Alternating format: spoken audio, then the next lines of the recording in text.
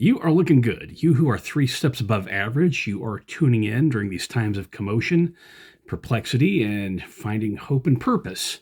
I'm Kendall Bryan Hunter. I'm author of this book, Consider My Servant Job. It's a commentary on Job in the Old Testament. Whatever you're going through, hopefully,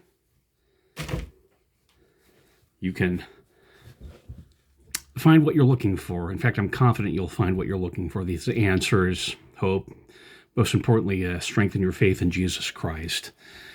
It's Easter, and I like to quote this poem. I actually read it this morning. I'm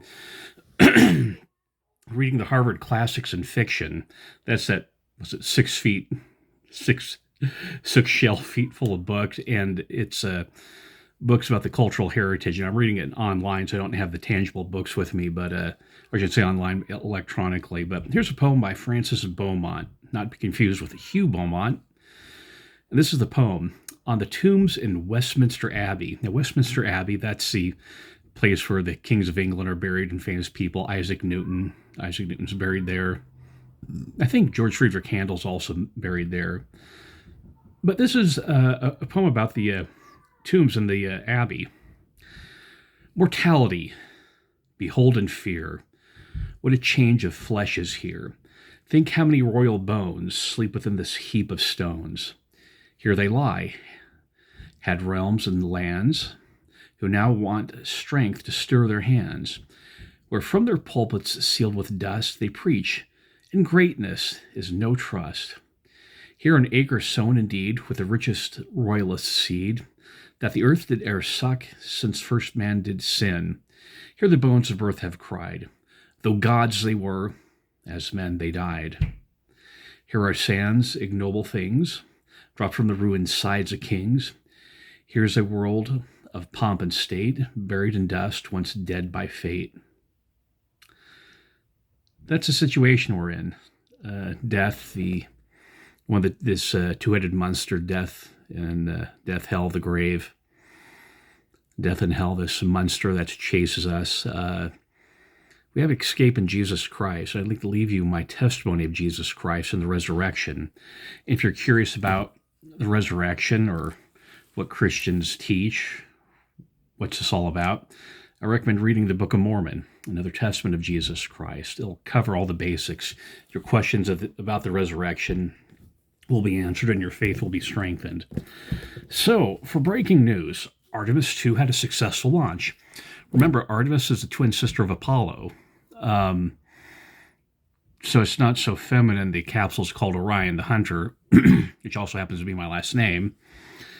And successful. It was amazing. It was just astounding. It was a flawless launch. I was sitting here, I was watching it. They had a little blip around T-minus 10 minutes, but they were able to resolve it quickly.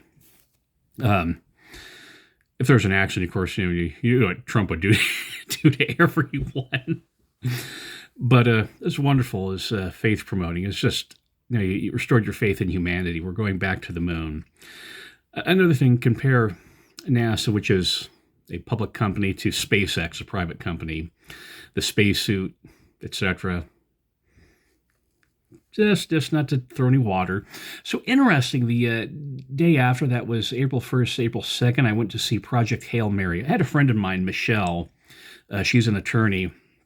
She was reading it, and she recommended it. And, sometimes you can't read every good book that everyone recommends to you. So I didn't read it, although I did like The Martian. I got a funny story about The Martian.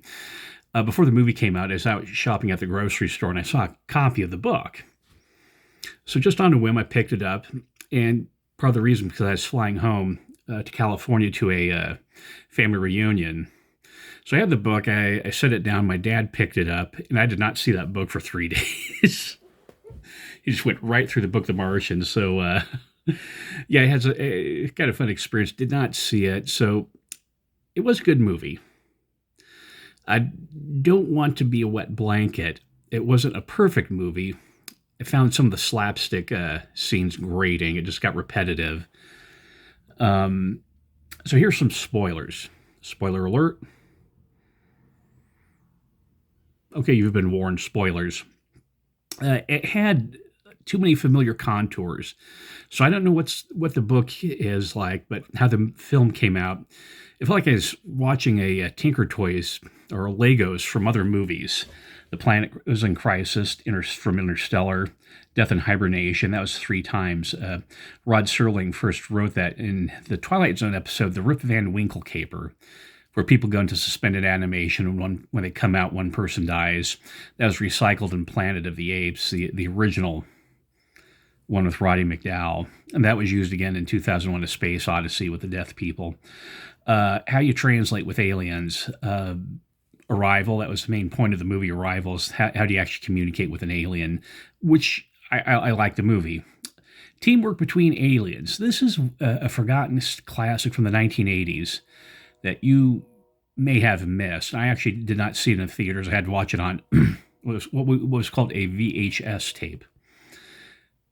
You know how like you'd go to Blockbuster or Hollywood Video and get VHS tapes? Yeah, that's what I saw it on. Enemy Mine, Lou Gossett Jr., incredible performance. So it wasn't, like I said, it's like watch, okay, this is that. It's put together. You stuck it in the blender and poured out a smoothie.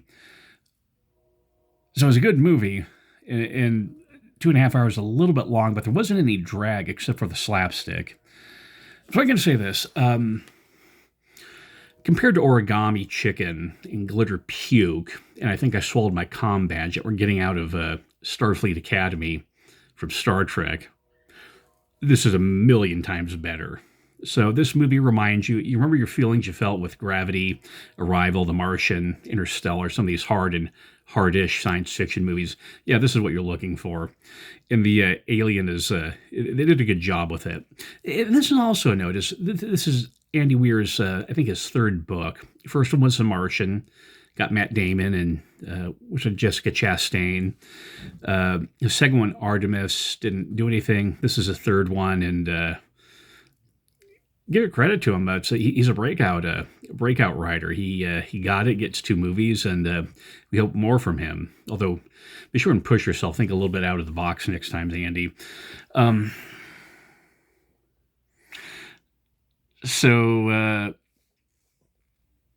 he made a comment that Andy Weir did, and I have to agree with it, is that Star Trek has influenced all modern science fiction, except the new Star Trek, or words to that effect, and later he apologized, but he was right. The reason why this movie is so successful is that Star Wars, Star Trek, and Doctor Who, the solid things are just boring.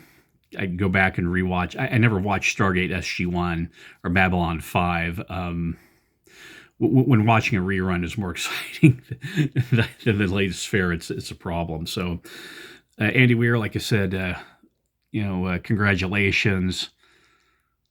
I did say it did feel like there's some borrowing, but I don't want to take any success away from you. And as always, you'll hope for more output from you because you're hitting a nerve of what people want. Warfront. I think it was yesterday we lost an M15 that was shot down. As always, this is fog of war plus breaking news, and we just cannot keep on top of it. Trump gave a 48-hour ultimatum. This is something you can't ignore. Not when they took down a pilot. The thing that bothers me is the legacy media blowing, the legacy media gloating. It's the body bag telethon again. They want this not to work. Sending out bad vibes, and you sit there and you watch Drudge Report, CNN, MSNBC. It seems like they're rooting for the Ayatollahs. Remember, if it's during war, if it's all positive news, it's propaganda. If it's all negative news, it's also all propaganda, and sick on top of that. So the lead story, No Kings since 1776. We had this is about a week late, but with me being the precinct chair, I just have a lot of meetings every weekend of April, so I'm busy with some type of meeting or something or other. So we have the No Kings protest again. So I was watching, I passed by it in Provo, and there's an impressive crowd there. I was riding with a buddy of mine, so we decided to prank them a bit, playing I'm proud to be an American, and they took it the wrong way. They were cheering us. But so another time-lapse video, it may have been Salt Lake City. As always, with generative AI, be cautious about what you see on social media. Be cautious, double-check things. Don't get into a guppy mentality. Don't get a monkey see, monkey do type of mentality. Now, here's my point. The expression "no kings," that's actually a softer expression than "Trump's a fascist," but it has the same moral content. The idea that Trump is doing something tyrannical. So pay close attention to what I say. If Trump was a tyrant, Nancy Pelosi and Hillary Clinton would have disappeared a long time ago. Joe Biden never would have become president. He also would have disappeared. Keep in mind, on January 6th, two things happened. They had the riot, and then Donald Trump surrendered power. Donald Trump left the White House. Joe Biden was sworn in and was president. I'll talk a little bit about January 6th and the non-insurrection, the 2 to 4 hour insurrection constitutional crisis a little bit later. But the idea that Joe Biden was president and that Donald Trump's a tyrant, those are incompatible, because Donald Trump would have taken Joe Biden out. He didn't. He surrendered power. Pay attention to what he says and what he does, as always. And think about this. I have some links below. On YouTube, I cut out, due to space constraints, I don't do this, but on Rumble, my show on Rumble, I leave these links in because I have more space. I mean, presumably there's a limit, but all these people with the no kings, they seem to forgot something. Forgot a word. The word is Barack Hussein Obama. Those times that Obama said, "I'll act on my own." The time that if Congress won't act soon to protect future generations, I will. 2013 State of the Union. February 12th, 2013, if Congress won't act, I will. Remember those times? Is that tyrannical? Is that a king? Congress doesn't act, I will, with or without Congress. It's the blank out, the ability for the left to blank out, the selective memory, the Swiss cheese approach to reality, Occupy Wall Street, Occupy Seattle, George Floyd, mostly peaceful demonstrations. Compared to January 6th to the No Kings, you had protests on June 14th, 2025, October 18th, 2025, March 28th, 2026. So there's 3 No Kings marches. And think about that. Okay, 3 of those, and January 6th happened once for about 2 to 4 hours, depending upon how you measure the time. Is all those on one hand and one January 6th, are those morally equivalent? Keep in mind this. Trump won the Electoral College and the popular vote.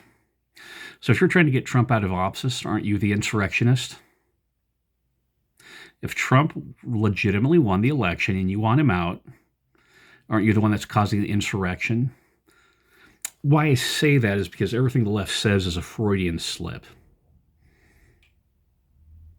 They'll accuse you of what they themselves are doing. And it's it's a distraction tactic. So it puts us on the defensive. It's it's a tactic that works, but it's a tactic nonetheless. So when someone says that, just respond Freudian slip. That's your kill shot. News blip. Takeover shutdown. This is from CHP, the Chips, from California Highway Patrol, from Ponch and John, March 28th.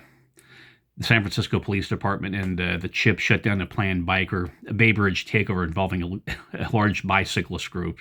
All individuals were detained without incidents, 85 citations, 85 bikes stored. Teamwork's at its best, said the Facebook post. That's people reliving the fantasies of the 1960s or have this emotional attachment. They're trying to, like we talked about, repetitive behavior. They're trying to repeat something into existence. It goes back to Freud and his book Beyond the Pleasure Principle, repetitive behavior. They're trying to relive something, kind of like what was that, Napoleon Dynamite's uncle who buys a time machine. That's what we're watching. What's in a name? John Dehlin, and apparently he's getting sued by the Church of Jesus Christ of Latter-day Saints over the use Mormon stories, and the church is treating it as a copyright infringement. So pay attention to where I go with this. This is off of Reddit. Says John Dehlin, mediation talks with the LDS Church have ended with no agreement being reached.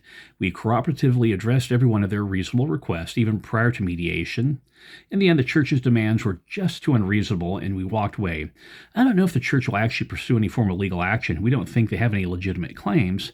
We're prepared to fight if that ends up being the case. We are not willing to be bullied into allowing the Church to micromanage our organization and interfere with our mission.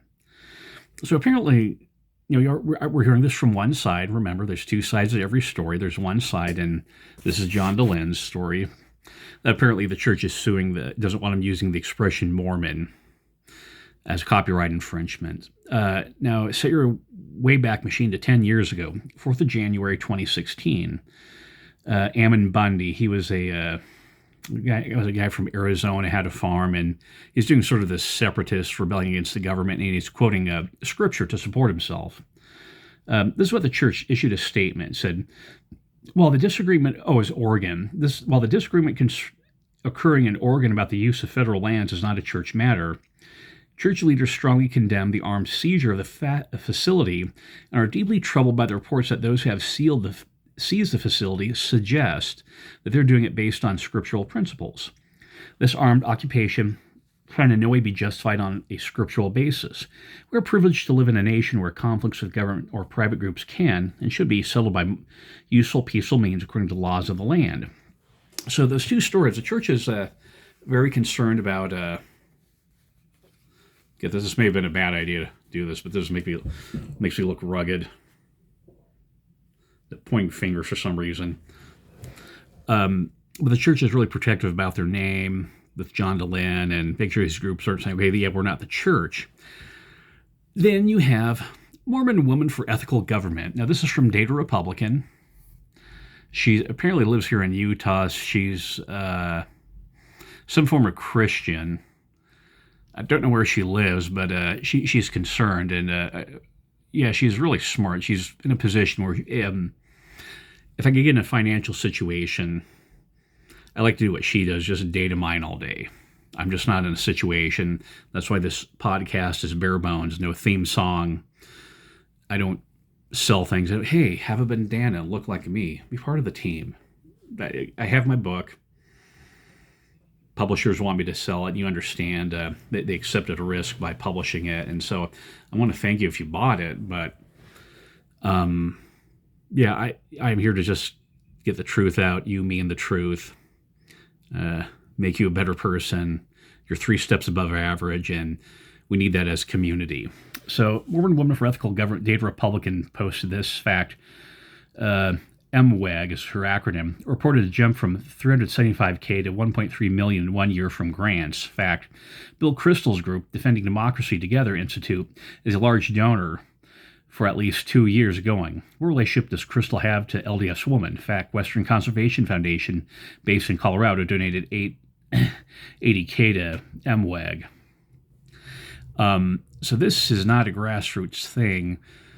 It's just another political action committee. You understand how the money cycles around. It's the same model as the Somali daycare centers. It's like, well, a little bit different. You're there, you get these rich East Coast groups come in, pouring money in, and voila, grassroots, AstroTurf, what have you. But it's the same thing, the expression Mormon Woman for Ethical Government. So the church is doing this about John Dehlin, use of Mormon, but not Mormon Woman for Ethical Government. And I'm just kind of curious why that is. I'm not making any statement, not making any accusations. I'm asking for clarification. So I think that's an interesting double standard, and I'll just leave it at that. I'm a small fry. They don't pay attention to me. So there you go. Irena Zorutska murals being taken down, but you remember the George Floyd murals? The double standard, the blank out again. Okay, just keep track of it. How do you feel about double standards? Canada's euthanasia program has now killed more Canadians than the Nazis. Everywhere and always, when socialists take power, the result is coercion, misery, and death, even in supposedly nice countries, by Alexandra Muse. This is off of rodmartin.org. Canada has now recorded roughly 100,000 deaths under its medical assistance dying program. That number deserves to be stated plainly because its scale is extraordinary. During World War II, Canadians fought in Europe to defend Nazi Germany. To defeat, I'm sorry, that was a Freudian slip on my, to defeat Nazi Germany. Yet the Nazi regime killed only half as many Canadians as the Canadian government has now terminated. What began, as always, mission creep, began as a narrowly framed medical policy has grown to one of the largest state-run euthanasia programs in modern history. 100,000 dead is twice the deaths from the atomic bombing at Nagasaki in a country with barely more than 10% of America's population, and the death toll is growing fast. Always, you remember Sarah Palin of the death panels? And she's a loon. Okay, maybe she wasn't. Interesting. Deseret News political shift.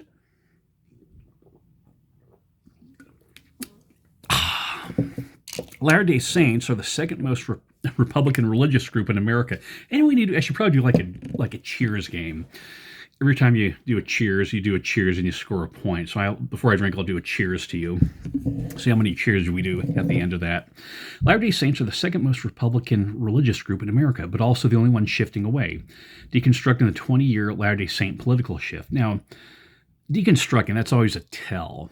That's a sort of a gobbledygook word from academe. So when someone uses that in there, that's a tell you're probably hearing something a little bit slanted. This is from April Fool's Day. It's interesting because what the article says is the Saints of Zion, there's two groups that are shifting. The Saints of Zion and the atheists are moving towards the left, where everyone else is moving towards the right. Thank goodness we have free speech on social media again. Quote, American members of the Church of Jesus Christ of Latter-day Saints stood out over the past 20 years as the only religious group besides atheists shifting towards the greater Democratic Party of self-identification. Now, you remember that model I talked about, how feelings, fairness, friends, that there's an operating model on the left, there's an operating model on the right. And the left is really big about egalitarianism, about fairness, treating people fairly. And there's a reason, because of egalitarianism, you're not going to be a person of faith, because when you have faith, you have God, which is a broach of that sense of egalitarianism. It breaks that rule because God's different and better than other people, and we're beneath him. But you also have the idea of a chosen people, the elect, that type of thing. And that's the reason why atheists latch on to the Democrats. So it's an interesting trend, why that is, and I'll kind of puzzle over it. It's interesting because on the Quick Show, and he does a little bit better analysis than I do. I'm more of a get-to-the-point guy. But on the Quick Show, and he's a good follow, he talked about this, and he has some more data. It's really interesting. As always, when we talk about the polarization and the shift in culture, I cite the Cambridge story from Cambridge University that on polarization is that Republicans have been very constant, but the left is shifting.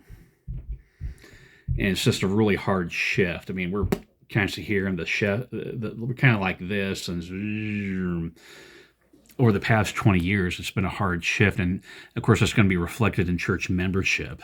So why is this going on? We don't know. Correlation versus causation. Of course, you have Trump derangement system. Trump scares people.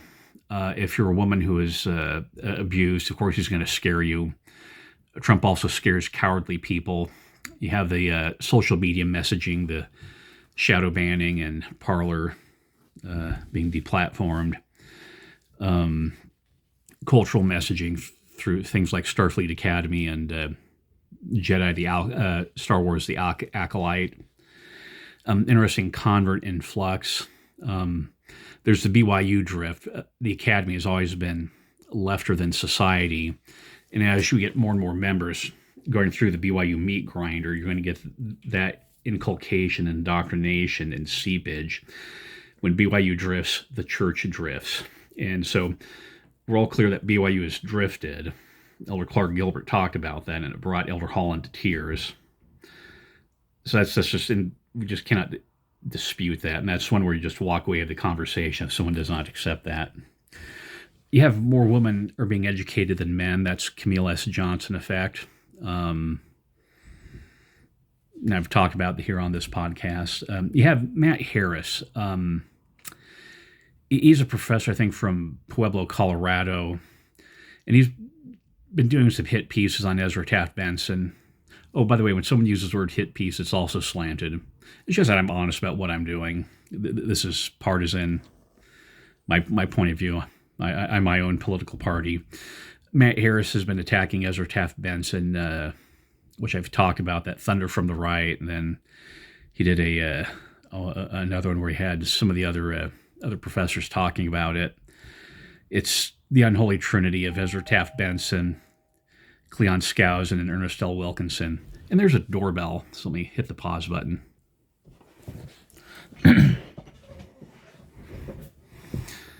Yes, it was a doorbell, but it wasn't for me. So Matt Harris, the unholy trinity of Ezra Taft Benson, Cleon Skousen, and Ernest L. Wilkinson. I've actually met two of those, Ezra Taft Benson and Cleon Skousen. I met Cleon Skousen when I was a freshman at BYU. They had that, and it was sort of the dying days of conservatism and communism, resurgence of conservatism, where everything was redefining ourselves in terms of the Soviet Union breakup. Another shift, too, is the validation of emotionalism. I finished reading this book by D.L.A. Maxwell called All These Things Shall Give Thee Experience, where he talks about God being omniscient. Elder Maxwell also wrote another book called Things as They Really Are. It's interesting. He's talking about the nature of reality. When's the last time in General Conference you heard a general authority talk about the nature of reality? We're always getting this talks about you're welcome at church, questions about self-confidence. But when's the last time General Authority says, okay, we need to have to get a good handle on how reality functions? Well, Elder Maxwell does it. Because I think it's interesting, because sometimes you get this idea that all the church wants is a bunch of warm bodies with euphoria. Walk into this room, get the warm bodies in the room, feeling euphoria and things work. And it actually works for some people. I mean, I think some of this Palm Sunday celebrations, we had this happen where they were waving the palms around. I was kind of curious about that. I served my mission in Portugal, so I saw stuff like that. But this happy, clappy approach to church, happy and clappy and happy, versus a school of the prophets, it does make a difference. Well,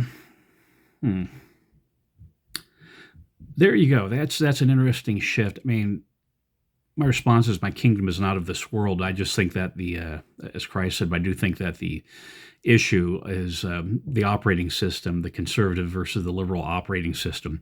Which one operates better? Which one corresponds to reality?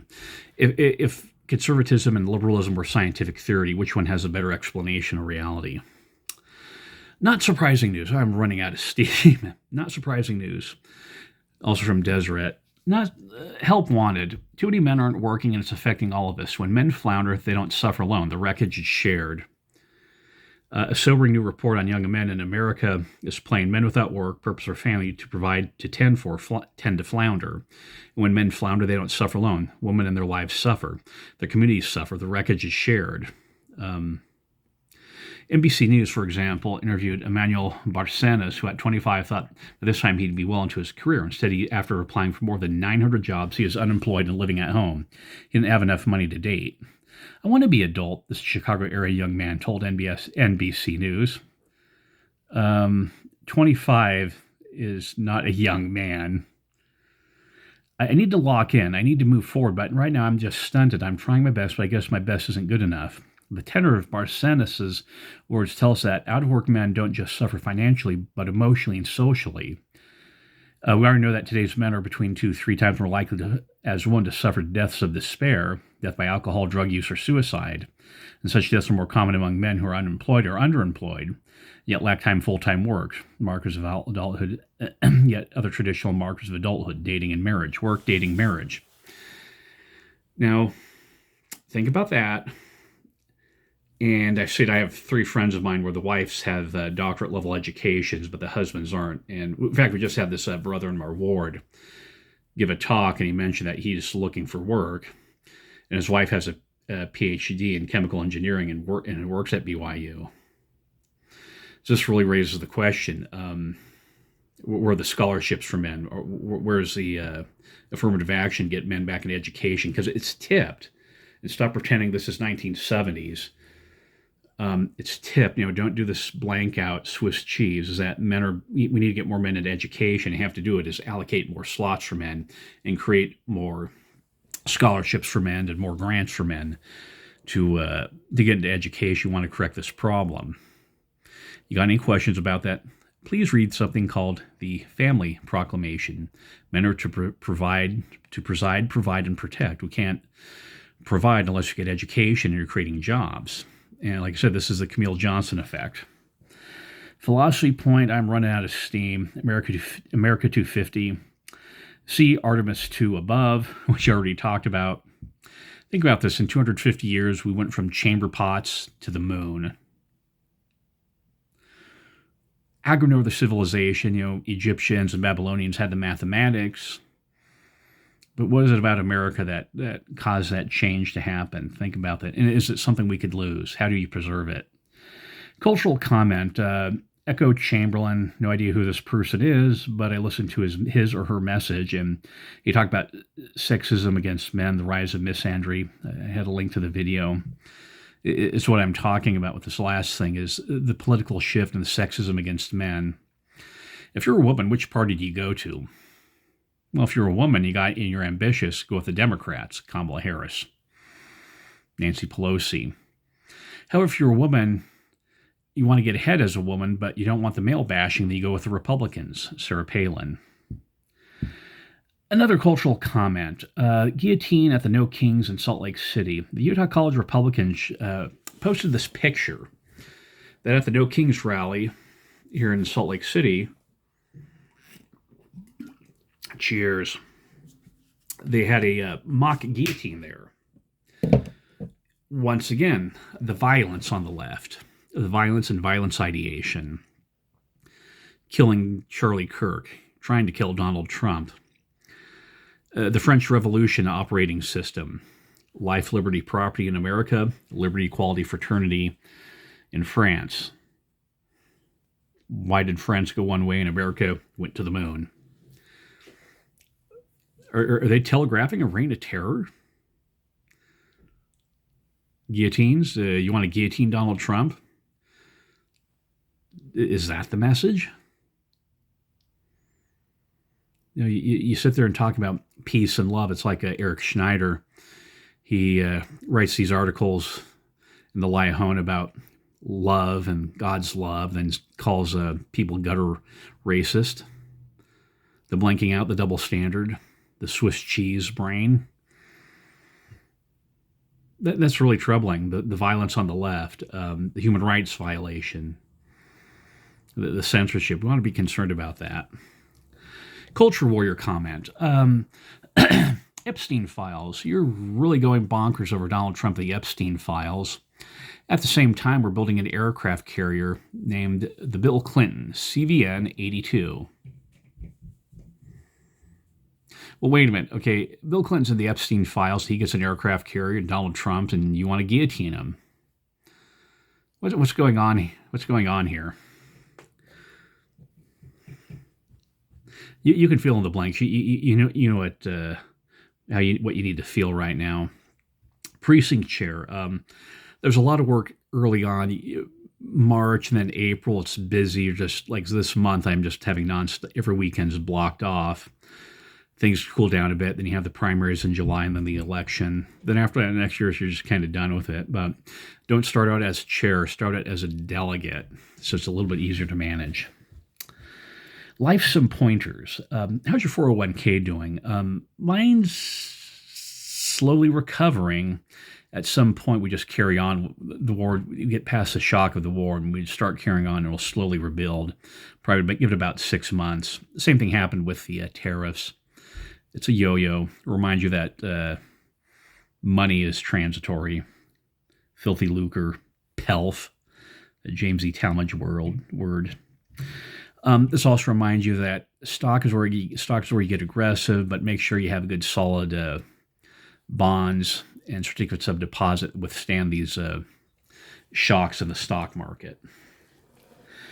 So we're at the conclusion, the devotional. This is from President John Taylor, who was not an American. John Taylor was, sorry, get a little better, was born, I think, at Liverpool, and he migrated to Canada, and that's where he met Parley P. Pratt. John Taylor, chap, can't have to imagine him talking like a Elder Kieran. Besides the preaching of the gospel, said John Taylor, besides the preaching of the gospel, we have another mission, namely, the perpetuation of the free agency of man and the maintenance of liberty, freedom, and the rights of man. There are certain principles that belong to humanity outside of the Constitution, outside of the laws, outside of all the enactments and plans of men, among which is the right to live. God gave us that right, and no government gave it to us, and no government has a right to take it away from us. You know, we have the gospel message, but then we also have the political freedom message, and we sometimes shy away from that. Think about, for example, if you go to the Teachings of Presidents of the Church manual, in the Joseph F. Smith manual, they have a section on political government. Ezra Taft Benson, for some reason, that's missing. He was, out of all the presidents of the church, he certainly was the most political active, but is this part of the BYU seepage where, we're going to start snubbing him because we don't want a confident Republican. We're envious of his President Benson's influence on us. But go back to the thing is, what are you doing as a member of the church, as a priesthood holder, to maintain the free agency so that there's no human rights violation? They're not censoring people on social media, censoring your enemies. That's part of the mission too, according to John Taylor. Think about this. During the Grand Council, Heavenly Father let Lucifer have free speech. During the Grand Council, Heavenly Father let Lucifer have free speech. Think about that. Well, that's the passing scene. Seen with the eyes of faith. Happy Easter.